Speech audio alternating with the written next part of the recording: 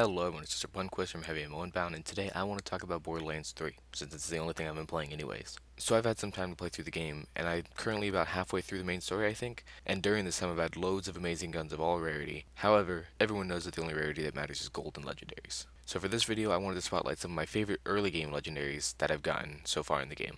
I would try to keep spoilers to a minimum, but you kinda know what you're signing up for if you're talking about legendaries and the story, so tread lightly. But anyways, on to the first one. The first one you can find right on Pandora in basically the first couple of hours of the game. I'm talking about the Skeksil.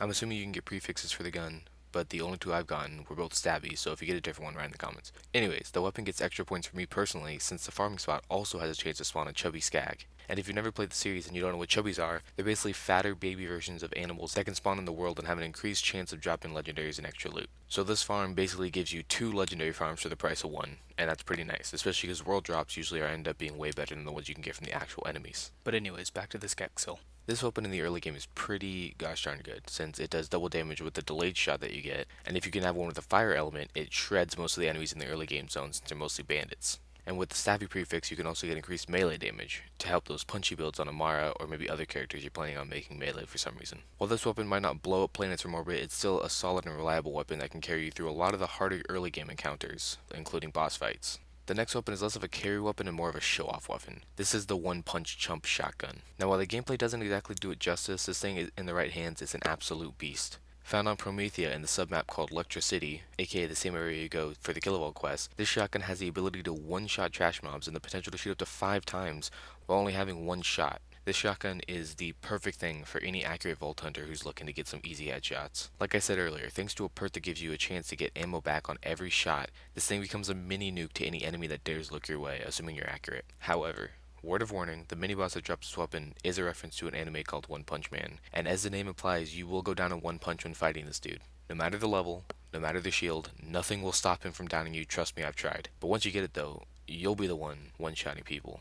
Finally, the last weapon is a bit of a jack of all trades when it comes to those annoying enemies you deal with later in the story. This is the Westar gun. This can be found on the side quest planet Athenas, and after going through a small quest with a certain Vault Hunter's apprentice, you can then farm for the special Mala 1 SMG. So if you didn't know, every gun manufacturer in Borderlands 3 has a gimmick. For example, Hyperion gives you a shield whenever you're aiming out sights with its weapons, while for Molly 1 it allows you to switch elemental damages on the fly. So that puts this legendary at a much higher tier for me personally. I've got one with Radiation, which is basically the slag replacement, and Cryo. Now I've only farmed this thing a few times, but I'm assuming you can get any sort of combination, which is where the greatness comes from. You can get a shock cryo one and just demolish anything standing in your way by taking out their shields and then freezing them. You can get a radiation cryo and freeze the enemy, then finish them with radiation and then have the radiation chained to other enemies. There's really so many possibilities for this weapon.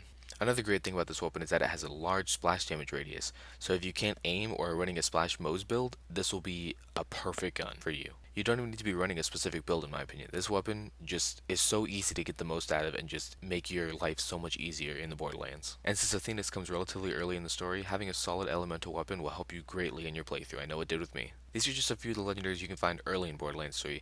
There are still so many bosses that haven't been farmed yet, and so many loot tinks and chubbies just waiting to give you a godly conference call as the world drop. So while I am recommending picking these guns up, don't assume these are the only options, because that's the beauty of the Borderlands series. But anyways, this is Mr. Punquist from Everyone Bound, signing out. I will see you guys next time.